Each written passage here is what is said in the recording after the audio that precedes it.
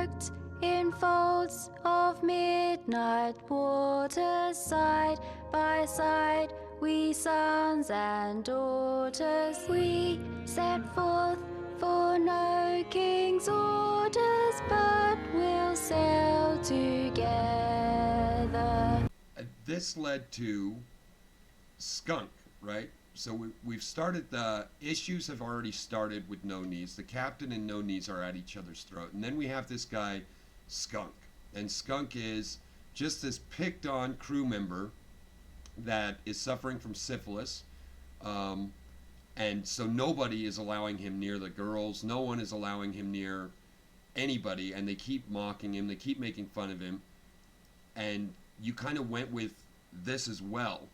And how did you prepare yourself for dealing with a very real problem that plagued many pirates and killed thousands of pirates for many, many years?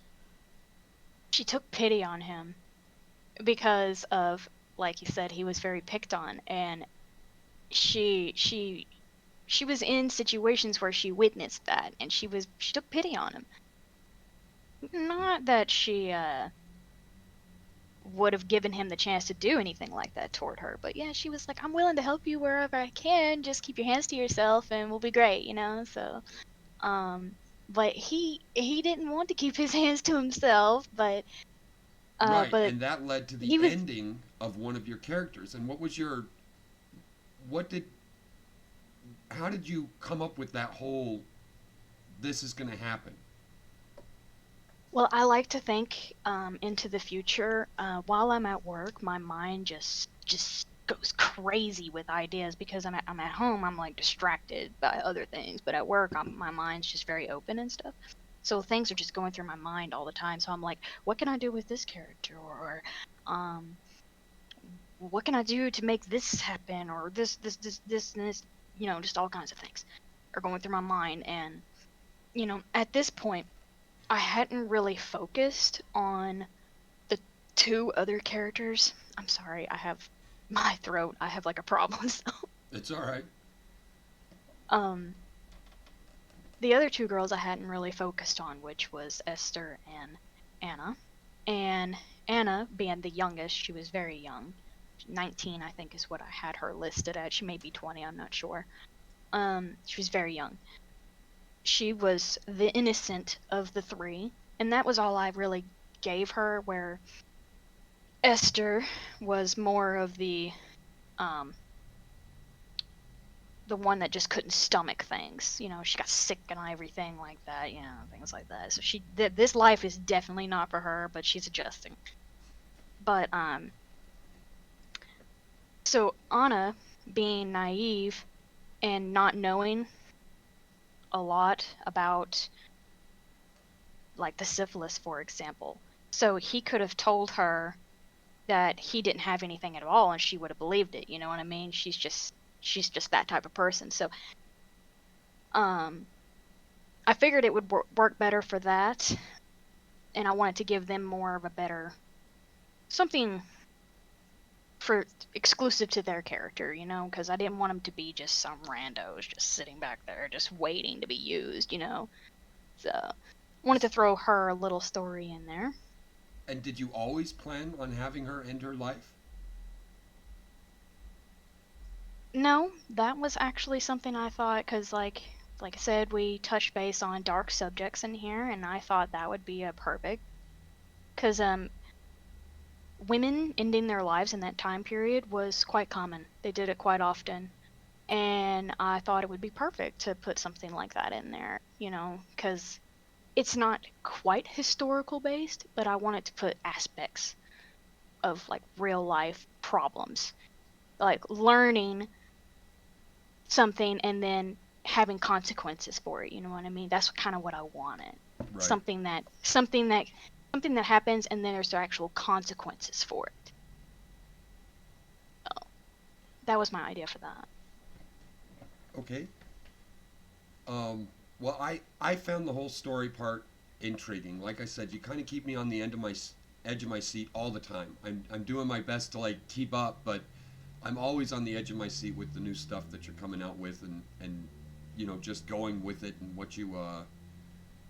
what you add to the characters and stuff. And this kind of led into another capture, which was Gina, and she was the slave, the Swahili slave, I believe she was, that was taken off of the slaver boat. All the other slaves were freed, if I remember correctly. Or no, they weren't freed. They were they were pretty much robbed, right? They had already taken the ship, and then yeah, okay. So they had rebelled and managed to take the ship, but didn't know how to sail it. So they Man, were kind of adrift when the Bloody Bones came across them, and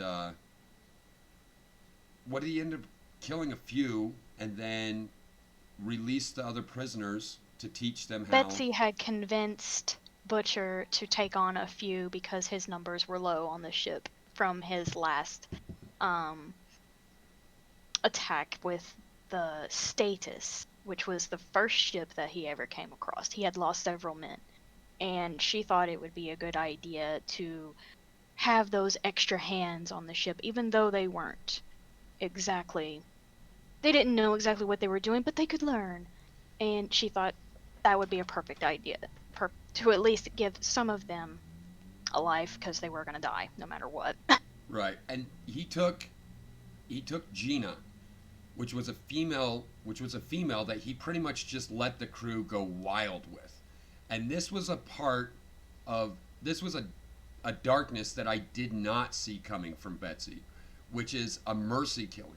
I totally just right out of left field on that one. I did not see that coming at all. So what do you think drove her to that point? That was the first time she'd actually used her doctor skills, lied, and kind of weaved her way through this scenario while accomplishing her goal at the same time.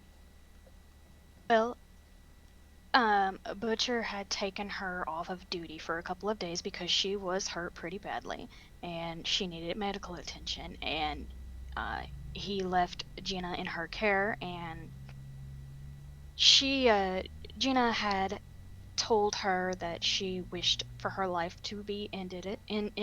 And Betsy, this was before she got injured. She was just telling Betsy, please, just end my life, things like that. And Betsy would have to like just let it go over her head. But see, she took pity on her and she felt bad for her. She hated her being in that situation. But she knew it was harsh realities like that were very common, and she just didn't want to accept it. So with her being in the state that she was, Betsy tried, in quotation marks, to care for her. But she took Gina up on her offer to end her life, and Gina was okay with it. She was pleased, so she did. She killed her. She used a pillow, suffocated the wind out of her. And got away with it. She got away with it too, because, all those pirates are just some dumb people. They don't know. Well, I don't They think so that dumb. they couldn't have been able to tell that you strangled her to death because she was in such bad shape when she showed up. Yeah. Yeah, see, nobody would have. She didn't strangle her. She used a pillow to suffocate her. So, there was not a scratch on her that she didn't put on there. There was already scratches. So if she did decide to strangle her, but she wouldn't go that far, or at least not right now. She's not that dark. But I'm sure there will come a time where she go a little crazy. There's some people that might influence that. Someone that might influence that a little later. I have plans for that too. Cool. What has been one of your, or a few of your favorite spots in the story so far? Oh, I love Wilcox. I love him so much. He's just such a fun character, and there's so much I can do with him. Cause I wanted him to have a not so typical pirate story. It's everybody else is from the Navy, or they done something, killed some nobleman, whatever, came from, I don't know, some backwoods crap. So no, not him. He's just some random dude from London that just wanted a new life for himself. He was a bully for a brothel, which bullies were needed in brothels at time because men can get a little crazy sometimes and they need another man to break the situation up. So that was Wilcox. That was your man right there. He was there, but he doesn't like talking about that. But yes, he's one of my fun characters to play. One of my most favorite scenes are with him, and because he's just, I kind of have him as almost like a comic relief character. Like some of the things he says are pretty hilarious. I mean, he doesn't act like a pirate either because, he wasn't one. Not always, that is. But so he has like his London ways that he's kind of brought into his new ways. So he's just this scramble of just different personalities and stuff. I think one of my favorite scenes with Betsy was when when Butcher did the dolphin thing. Yes, I did. I remember that. Okay. So, from my perspective, I've never seen the ocean. The closest thing I've seen to the ocean is the Great Lake. So I've never seen the ocean before. I had no idea how dolphins looked when they were underneath the water and they were coming up onto the side of a ship. I had no idea that they jump in schools and follow along the sides of the ship. None of that. All this was done through research, and then I watched a couple of videos of them doing this with standard boats, but the boats are so much faster today that it's less common. But it was really common, and they really look a lot like sharks when they're underneath the waves. It really looks like a shark is just, there's just a bunch of sharks circling underneath the ship, and then all of a sudden they break through, and it was really cool. It was a really cool thing that I wanted to add in, and I thought that the way that Betsy handled that was really cool. I liked it a lot.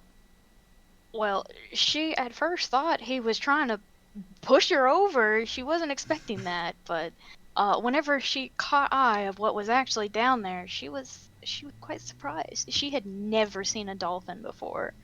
So, because she was in London, there ain't no dang ocean over there. I mean, and you wouldn't catch her at the wharf. So, you know, she never seen one before, and for her to see that, she was almost magical, I guess, in a sense, but it wasn't. Like, it was a very awkward moment for them, and Right, which because they Butcher's they not a shared. nice guy. Like even when he's trying to be nice, he just doesn't know how. He's just not. I was He's just I not a was good about to say guy. that. I was like, it's just awkward for them. Their relationship's just so awkward, and he tries. You can obviously tell he's trying, but it's just not coming out how it should, and that's great. I love the idea of that.